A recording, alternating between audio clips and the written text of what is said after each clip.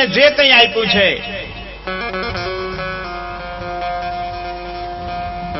તેના માટે મેં શું કર્યું હશે? કદાચ આગલા કર્મના હિસાબે પણ મળી રહેતી.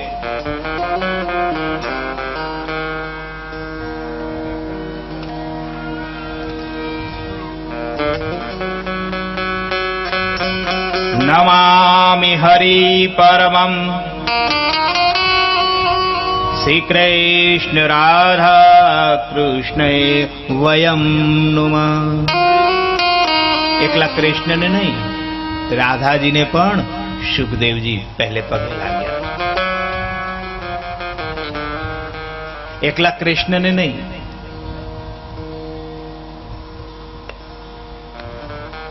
વાંચો ને વિચારો. બે કરતા કોઈ વાંચ્યું હોય ને આપણા કાને સંભળાઈ ગયું હોય ને જો એને જીવનમાં ઉતારવામાં આવે તોય ભગવાન દૂર નથી.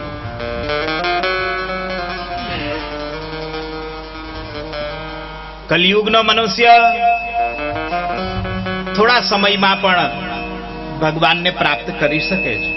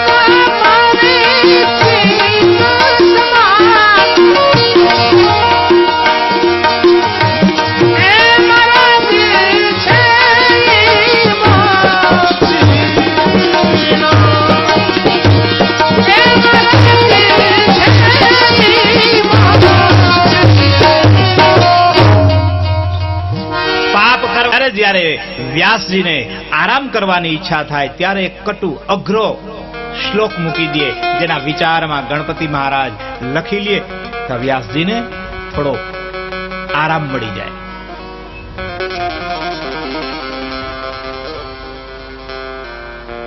ભગવાન ભાગવતની અંદર છે. હરેક શ્લોકની અંદર ભગવાન છે એમ કહી તો પણ છે.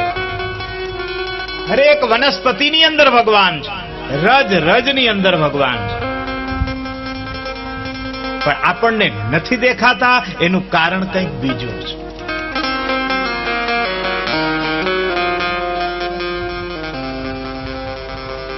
સાત દિવસની કથા, સત અને શનકાદિકની કથા 7 દિવસ નહીં 1000 દિવસ હાઈ લીધી. 1000 દિવસ કથા હાલવાની હોય, વિચારો એમાં વિઘ્ન ના આવે? આવે.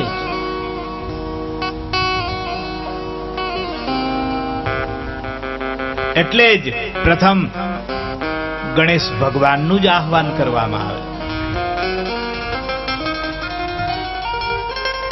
ગણેશનું આહ્વાન કર્યા પછી જ સરસ્વતીની વંદના કરવામાં આવે. પછી ભાગવત શાસ્ત્રની રચના કરવામાં આવે.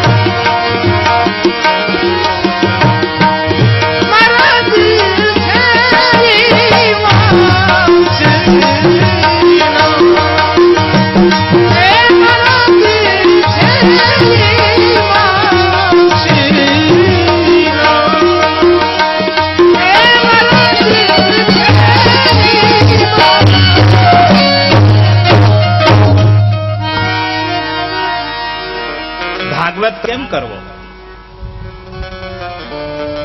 કોને ભણાવવું? એટલે એની નજર પોતાના પુત્ર શુકદેવની ઉપર જાય છે.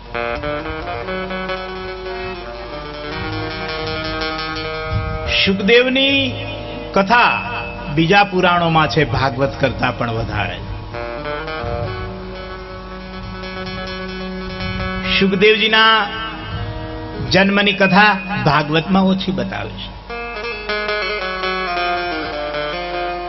16 વર્ષ સુધી માના પેટની અંદર રહેલા શુકદેવજીને બહાર આવવા માયાનો ડર લાગતો હતો.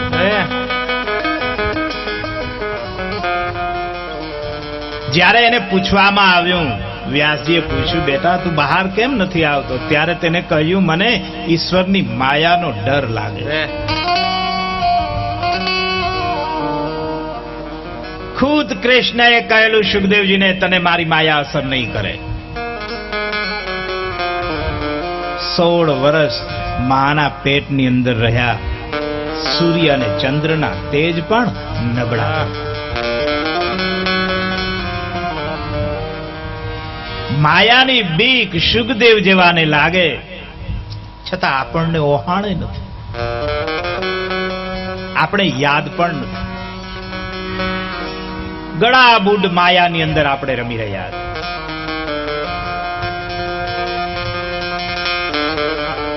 મારી માયા તને અસર નહીં કરે એમ જ્યારે કહેવામાં આવ્યું, ત્યારે શુકદેવજી માના ઓદરમાંથી બહાર આવે છે. 16 વર્ષની ઉંમર. સીધી ઓર લઈ ખંભે અને શુકદેવજી હાલવા લાગે.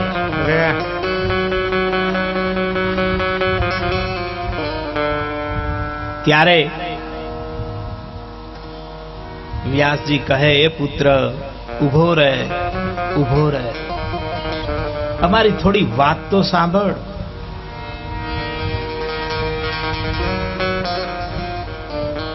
શુકદેવજીના માતા અરણીદેવી પણ કહે, થોભી જા, મારા દીકરાને કોઈ રોકી લો. પણ જેને માયા અસર ન કરે એને માને બાપના સંબંધો શું આદા.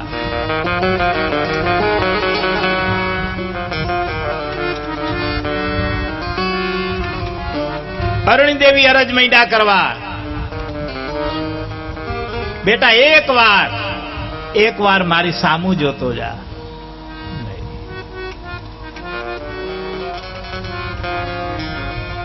પણ પ્રકૃતિના નિયમને આધીન કદાચ સુખદેવજીએ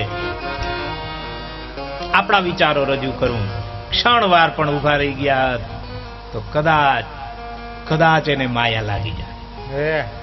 પણ રસ્તો જેને પકડી લીધો, ખંભે ઓર નાખીને હાલી નીકળ્યા, પછી એને કોઈ અસર થઈ જાય. ભક્તિના માર્ગે, જ્ઞાનના માર્ગે, કોઈ સારા પથના માર્ગે જ્યારે આપણે હાલી નીકળશું ત્યારે રોકનારાય કોઈ આપણા જ હશે. રોકાઈ જાઓ, રોકાઈ જાઓ.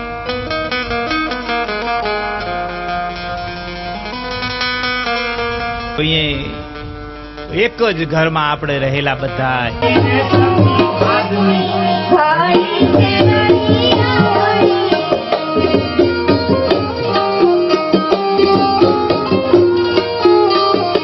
કથાનું આયોજન થતું હોય,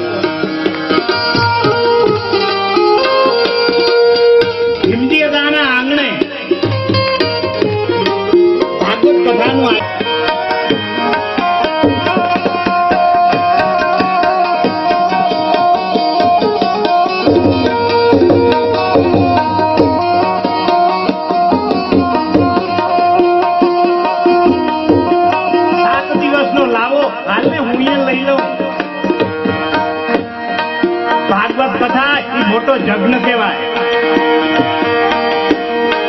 ભેગા મળીને બધાને આમંત્રણ આપ્યું છે. કદાચ એકાતું ઘર ભૂલાઈ ગયું હોય તો એને સામે આવવું જોઈએ. મારે ભગવાનને મળવું છે. મારે આમંત્રણની શું જરૂર? સખી મોતી રે ચોક મે પુરાવિયા રે. સખી મોતી રે ચોક મે પુરાવિયા રે. આપણા નામ મારો વાલો આવ્યાની વખામણી રે. મારો વાલો આવ્યાની વખામણી રે. સખી આજની ઘડી છે રડિયામણી. સખી આજની ઘડી છે રડિયામણી.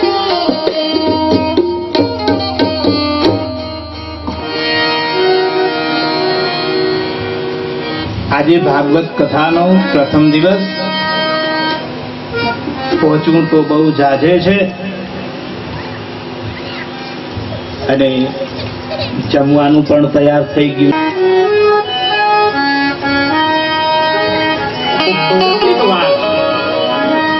વાર હોય તો આગળ જાય, નકર કથા ના વિરામ. આવું કઈ હોય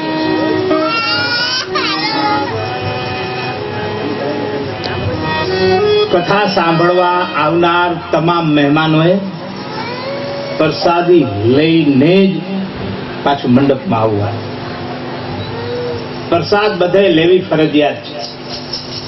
ભીમજી અદાના પરિવાર તરફથી પ્રસાદ બધાએ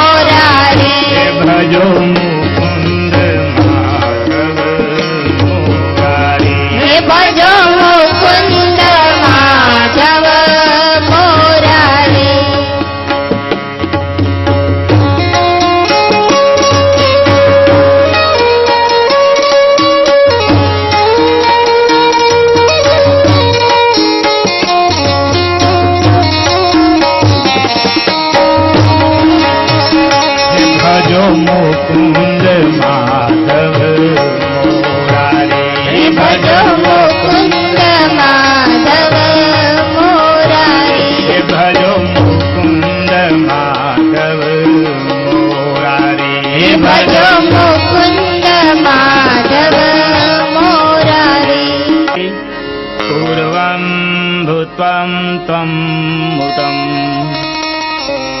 यत्र वर्णा स्वधर्मणे सत्यं सत्कर्म तत्पर.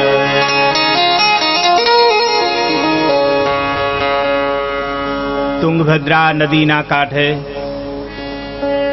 એક ગામ હતું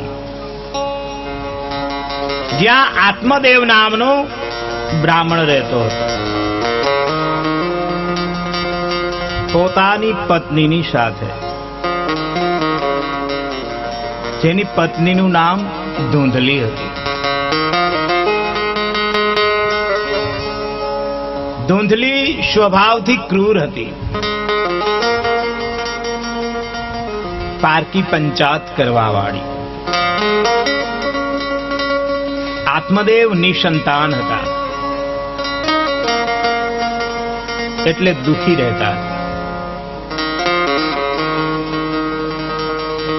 કોઈ ન મળે.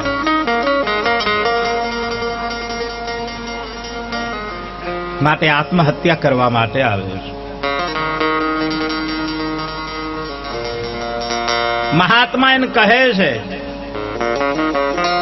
તારે ઘેર પુત્ર નથી તો એમાં તું ભગવાનનો પાર માન. જેને ઘરે દીકરા છે એના માવતરને ક્યાં સુખ છે?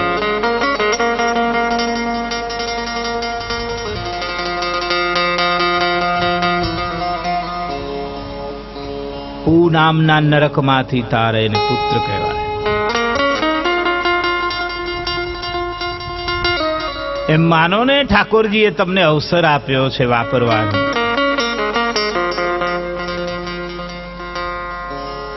જે સ્થિતિમાં ઈશ્વર રાખે એ સ્થિતિમાં રહેવું જોઈએ.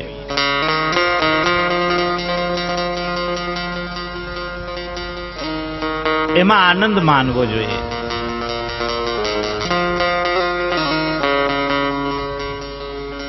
માતા પિતાને ક્યાં સુખ શાંતિ છે? જેને 4 પુત્ર છે એને ક્યાં સુખ શાંતિ છે?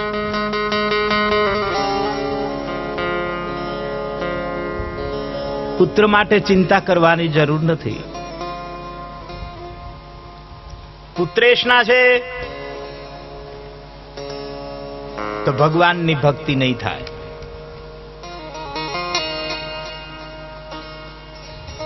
મહાત્મા આત્મદેવને સમજાવે છે. શ્રુતિઓ એમ કહે છે એક ઠેકાણે રહેતું નથી. પરમાત્મા એક ઠેકાણે નહીં રહે.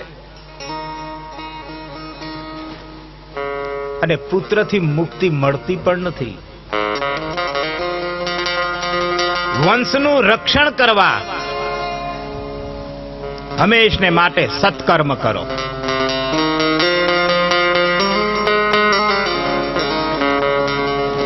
જો પુત્ર જ સદગતિ આપતો હોત તો લગભગ કોઈને નર્કમાં જવાનો વારો ના આવે. પુત્ર તો બધાને કરે છે. પિંડદાનનો કોઈ અર્થ સમજતું નથી. પિંડદાન, શરીર એક પિંડ છે તે પરમાત્માને અર્પણ કરવાનું છે કે હે પ્રભુ, તે આપેલા શરીરથી હું તારું કાર્ય કરીશ. મન, વચન ને કર્મથી હું તારી ભક્તિ કરીશ.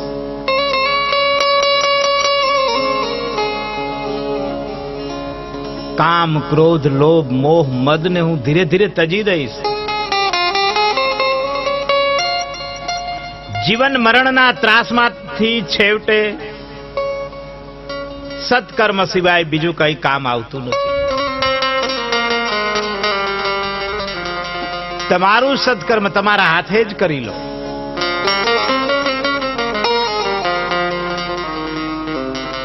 તમે જ તમારા આત્માનું કલ્યાણ કરી લો.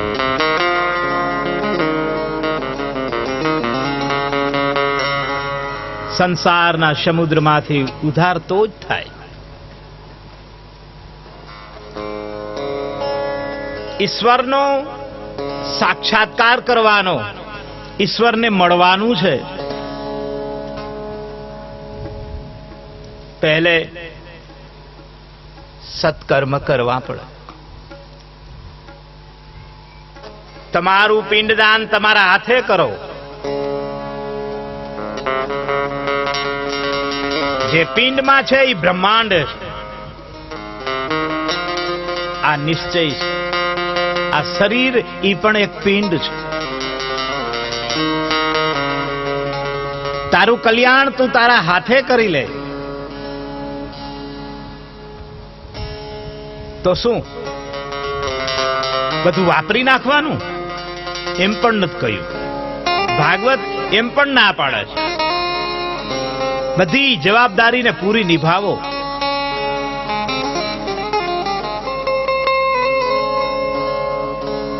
આવો જ્યારે ઉપદેશ આપવામાં આવે છે ત્યારે આત્મદેવને આ ઠીક ન લાગે. મહારાજ, તમે સંન્યાસી છો, તમને શું ખબર પડે પુત્રનું સુખ કેવું હોય?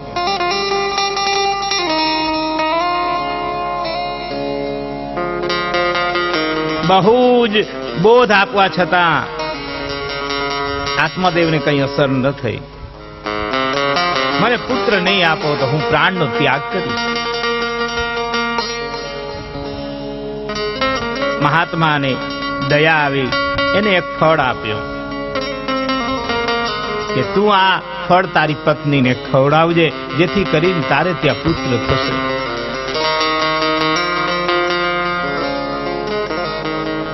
આત્મદેવ રાજી થતા થતા પોતાના ઘરે આવે છે અને પોતાની પત્નીને વાત કરે છે કે મહાત્માએ મને ફળ આપ્યું છે, આ ફળ જો તું ખાઈશ તો આપણે ત્યાં પુત્ર થશે.